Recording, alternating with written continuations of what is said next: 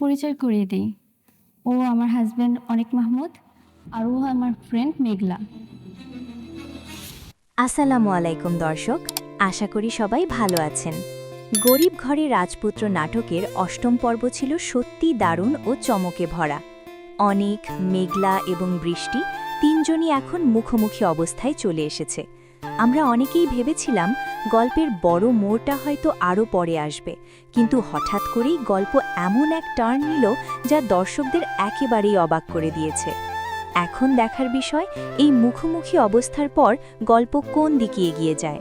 আগামী পর্বে কি বিশাল চমক অপেক্ষা করছে সেটা জানতে চাইলে এখনই আমাদের চ্যানেলটি সাবস্ক্রাইব করে নিন, কারণ পরের পর্বে যে মেগা টুইস্ট আসতে চলেছে তা কিন্তু কোনোভাবেই মিস করতে চাইবেন না।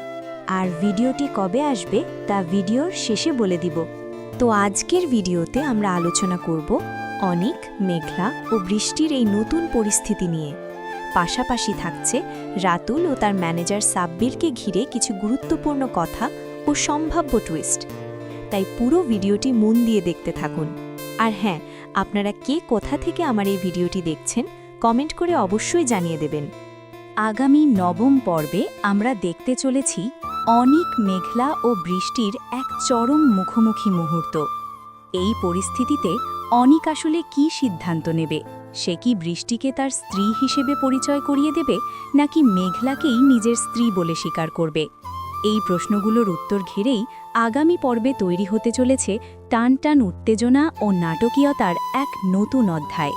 অন্যদিকে রাতুল সবচেয়ে বড় ধাক্কাটা খাবে তখনই যখন সে জানতে পারবে তার পছন্দের জমিটা অনেক তার চেয়েও অতিরিক্ত 10 লক্ষ টাকা বেশি দিয়ে কিনে নিয়েছে। তবে রাতুল কিন্তু চুপ করে বসে থাকার মানুষ না, সে অবশ্যই লোক লাগিয়ে দেবে খোঁজ নেওয়ার জন্য। অনেক হঠাৎ করে এত টাকা কোথা থেকে পেল সেই রহস্য বের করার জন্য। রাতুলের শ্বশুর শাশুড়ি অর্থাৎ অনেকের চাচা চাচিও তখন সন্দেহ প্রকাশ করবে। তারা রাতুলকে বলবে, তুমি একটু খোঁজ নিয়ে দেখো তো অনেক এত টাকা কোথা থেকে পেল। এত অল্প সময়ে কেউ কি আর এত বড়লোক হয়ে যেতে পারে? আর রাতুলও বিষয়টা হালকাভাবে নেবে না, সে অবশ্যই খোঁজ খবর শুরু করবে অনেকের হঠাৎ এই টাকার উৎস আসলে কোথায়। এতক্ষণ ধরে যারা অধীর আগ্রহে অপেক্ষা করছেন এই পর্বটি কবে আসবে তাদের আর বেশি দিন অপেক্ষা করতে হবে না। নবম পর্ব মুক্তি পেতে যাচ্ছে আগামী মঙ্গলবার দুপুর 12টায় কারুহিম চ্যানেলে। তাই সবাই অপেক্ষায় থাকুন। আজকের মতো এখানেই শেষ করছি। সবাই ভালো থাকবেন, সুস্থ থাকবেন। আল্লাহ হাফেজ।